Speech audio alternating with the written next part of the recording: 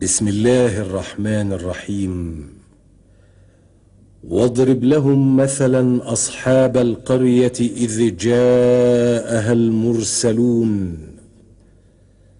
إذ أرسلنا إليهم 2 فكذبوهما فعززنا ب3 فقالوا إنا إليكم مرسلون قالوا ما أنتم إلا بشر مثلنا وما أنزل الرحمن من شيء إن أنتم إلا تكذبون.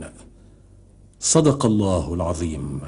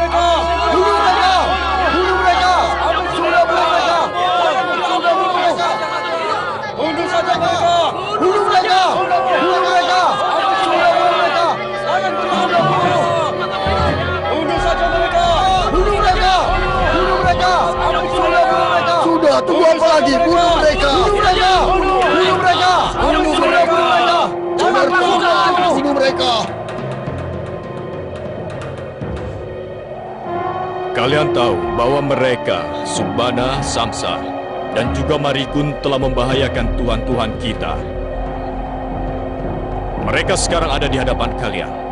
Apa yang akan kalian lakukan pada mereka? Bakar mereka! Mereka sekarang juga! Bakar mereka!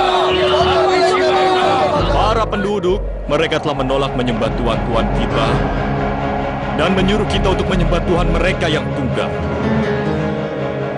Sekarang lepaskan mereka dan bantu Tuhan kita untuk membunuh mereka.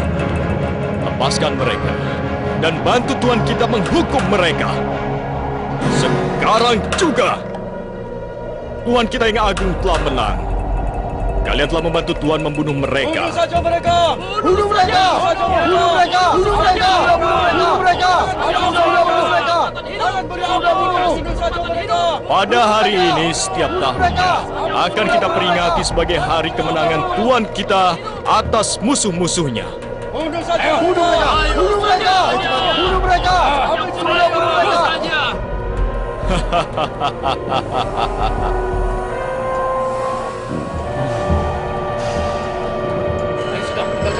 Ayo cepat.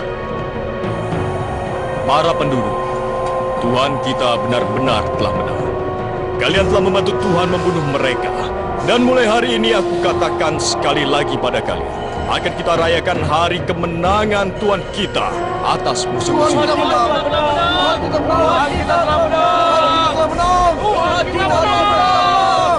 Tuhan kita menang. Apakah Paduka sadar bahwa mereka sebenarnya berlima dan sekarang kita hanya menangkap 4 dari mereka? Apa? Lalu kemana orang yang kelimanya pergi? Saya yakin dia tidak akan bisa pergi jauh dari desa kita ini. Kalian semua carilah orang yang kelima di seluruh penjuru desa dan bunuhlah dia. Dia adalah musuh Tuhan kita, jadi jangan biarkan dia lolos. Hari berlalu, bulan berlalu, dan tahun pun berlalu. Mereka tidak berhasil juga menemukan orang kelima yang mereka cari. Sementara penduduk desa itu tetap menyembah berhala sebagai Tuhan mereka. Sementara itu, raja dan penasihatnya mengambil harta dan kekayaan rakyat dengan cara yang licik. Harta dan hasil jerih payah rakyat mereka hambur-hamburkan sesuka mereka. Harta dan kekayaan rakyat mereka ambil secara paksa dan mereka gunakan untuk berfoya-foya. Mereka gunakan untuk menikmati kesenangan duniawi. Mereka tidak mempedulikan rakyat sama sekali.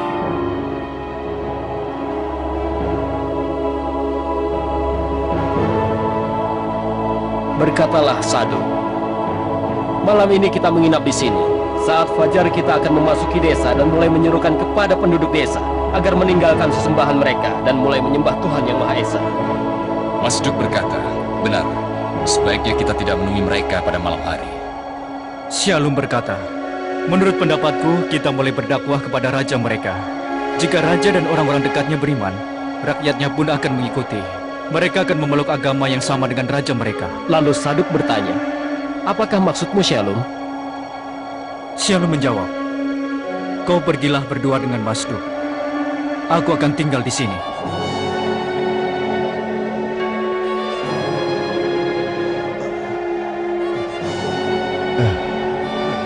Siapa kalian? Apa yang kalian lakukan di sini? Saduk berkata, kau sendiri siapa, Pak? Dari mana asal Bapak?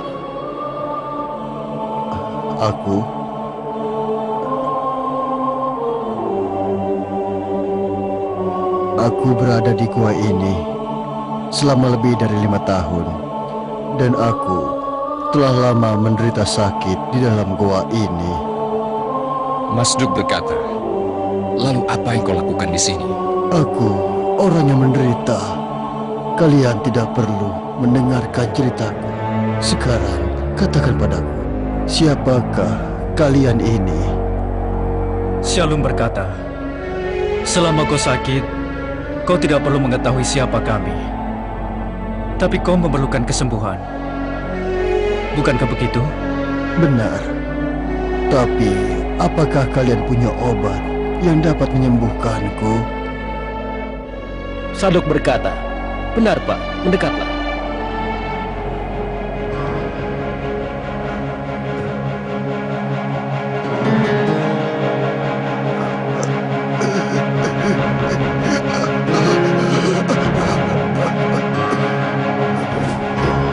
Siapa kalian? Bagaimana kalian bisa menyembuhkanku? Saduk berkata, aku Saduk saudaraku, dan bukan aku yang menyembuhkanmu. Akan tetapi, yang lainlah yang telah menyembuhkanmu. Apakah kalian tidak juga mengatakan siapa kalian? Aku telah mendengar percakapan kalian dari dalam goa tadi. Masduk berkata, kau telah mendengar percakapan kami. Lalu siapa namamu? Di desa mana kau tinggal? Aku Malus bin Kan'an. Aku dari desa yang kalian lihat itu. Aku salah satu dari 5 orang penduduk yang dulu pernah menyerukan untuk menyembah Allah. 4 orang yang lain telah terbunuh. Aku telah diselamatkan oleh saudaraku Miltas, dan tidak seorang pun tahu aku bersembunyi. Shalum berkata, jadi kau beriman kepada Allah? Benar. Jadi siapa kalian? Shalum berkata, kami Rasul Allah yang diutus ke desa ini, dan yang telah menyembuhkanmu adalah Allah Subhanahu wa Ta'ala. Itulah maksud Saduk, bahwa ada yang lain yang menyembuhkanmu. Aku telah mendengar bahwa kalian telah sepakat bahwa Masduk dan Saduk akan pergi menemui raja, dan Shalum akan menunggu di sini. Aku akan menemaninya sampai kalian kembali.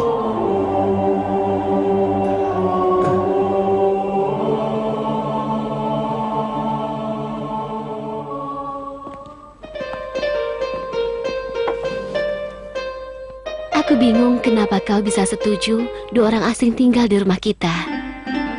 Apa kau tidak takut kalau mereka berdua itu mata-mata yang dikirim raja untuk mengintai gerak-gerik kita? Tidak istriku, tenanglah. Mereka berdua orang-orang yang mukmin seperti kita. Siapa yang tahu, Miltas? Apa kau selalu mengikuti kemana mereka pergi? Mereka memberitahuku kabar tentang Malus, dan memberitahuku apa yang hanya kami berdua yang tahu, dan tidak ada orang lain yang tahu. Malus? Di mana dia? Dia tinggal di gua di kaki gunung dekat dengan desa kita. Mereka meninggalkannya di sana dengan seorang mukmin yang lain. Dan apakah mereka tahu bahwa Malus juga seorang mukmin? Iya, tentu saja. Malus telah memberitahu mereka. Dan dia juga memberitahu mereka bahwa aku menyembunyikan keimananku pada ayahku sendiri. Dan dia juga memberitahu mereka, akulah yang telah membantunya bersembunyi dari kejaran orang-orang kerajaan. Sampai kapan mereka akan tinggal bersama kita? Biarlah mereka tinggal selama yang mereka inginkan. Mereka berdua adalah orang-orang yang membawa berkah. Aku tetap cemas orang-orang akan mengetahui tentang keadaan mereka. Karena kau sendiri juga tahu bagaimana keadaan desa kita ini. Kau tidak usah takut, istriku. Allah akan melindungi dan melapangkan jalan kita untuk melindungi mereka berdua.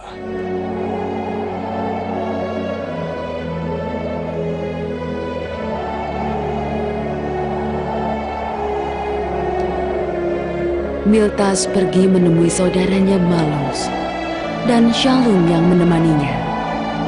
Mereka saling berbagi cerita tentang kabar dan tentang keadaan mereka, juga tentang kabar Masduk dan Syaduk. Sementara itu, Rasul Masduk dan Saduk tinggal di desa tempat Miltas bin Kan'an.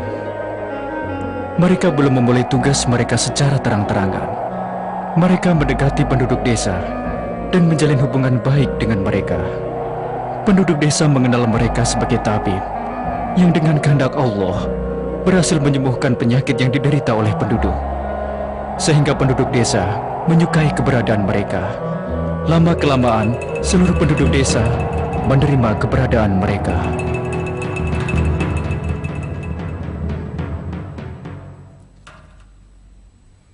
Sejak kedatangan kedua orang itu di desa kita, belum pernah kulihat mereka menyembah Tuhan kita. Aku pernah menanyakan hal itu pada mereka. Mereka menjawab bahwa mereka mempunyai Tuhan lain yang mereka sembah. Mereka juga memberitahuku bahwa Tuhan mereka tidak terbuat dari sesuatu apapun.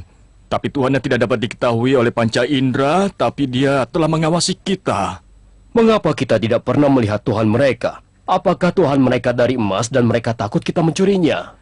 Mereka bilang Tuhan mereka tidak punya tempat untuk bersembunyi. Dan mereka bilang Dia memenuhi langit dan juga bumi. Aku tidak mengerti. Bagaimana mungkin Tuhan mereka tidak terbuat dari sesuatu pun dan tidak punya tempat? Mereka bilang ada rahasia yang tidak mampu dijangkau akal pikiran kita. Dan mata kita juga tidak bisa melihatnya. Tangan kita pun juga tidak mampu menyentuhnya. Jadi, mereka berdua tidak menyembah Tuhan-Tuhan kita. Dan kita pun tidak tahu Tuhan mereka. Di mana sebenarnya keberadaan Tuhan mereka? Di mana? Kedua lelaki itu berkata bahwa Tuhan mereka tidak berada di dunia maupun di langit. Tetapi Dia mengetahui semua rahasia bumi dan langit. Dia menguasai alam semesta ini. Aku ingat, inilah ucapan yang sama yang diucapkan oleh 5 orang penduduk yang waktu itu menentang Tuhan-Tuhan kita. Ya, kau benar. Ketika aku tanya mereka tentang Tuhan mereka bilang Tuhan mereka adalah yang menciptakan mereka dan menciptakan segala sesuatu. Dia juga memberikan rezeki kepada semua makhluk hidup. Dialah yang dapat memberi bahaya atau manfaat. Dia yang mematikan, menghidupkan, dan menyembuhkan penyakit. Jadi sekarang, apa pendapat kalian tentang kedua orang itu? Ini adalah seruan untuk meninggalkan Tuhan-Tuhan kita yang telah diwariskan para leluhur kita untuk disembah. Benar, ini adalah seruan untuk menyembah Tuhan yang Esa, seperti seruan yang diucapkan kelima orang penentang itu. Kalau begitu, mereka itu berbahaya bagi desa kita. Kita harus mengusir mereka dari desa ini. Siapa yang berani membunuh mereka? Aku yang berani melakukannya. Aku akan membereskan kedua orang itu, bahkan membunuhnya.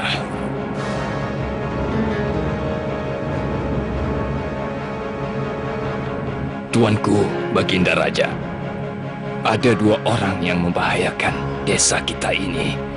Mereka telah membujuk warga untuk meninggalkan Tuhan-Tuhan kita. Apakah orang-orang memusuhi mereka? Sebaliknya, Yang Mulia, teman-teman mereka bertambah banyak. Yang Mulia, kita harus segera menghentikan mereka sebelum mereka semakin merajalela. Bagaimana caranya? Sebaiknya kita tangkap mereka dan lempari mereka dengan batu dan segera usir mereka dari desa agar mereka menghentikan tindakan mereka. Tidak, jangan usir mereka. Masukkan saja mereka ke penjara sampai mereka melupakan maksud mereka datang kemari.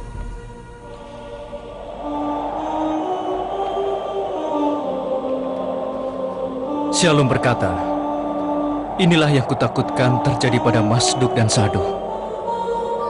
Kita harus membebaskan mereka dari penjara. Shalom berkata, yang lebih penting dari itu adalah masalah dakwah kepada Allah. Aku tidak dapat melakukan apapun karena aku warga desa. Aku merahasiakan keimananku. Karena kau sembunyikan keimananmu, apakah ada yang bisa kau lakukan untuk mereka berdua?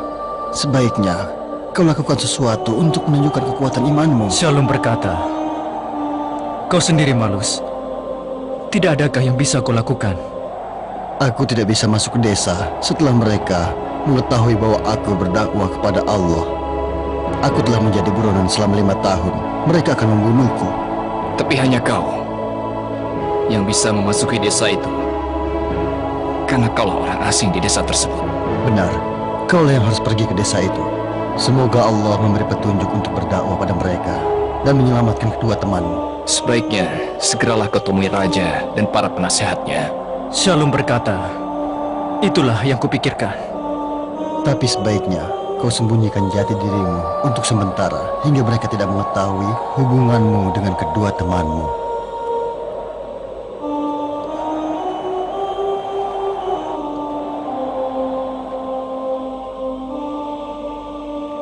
Shalom pun duduk bersama dengan warga desa, sehingga dia mengetahui banyak hal tentang raja dan para penasehatnya.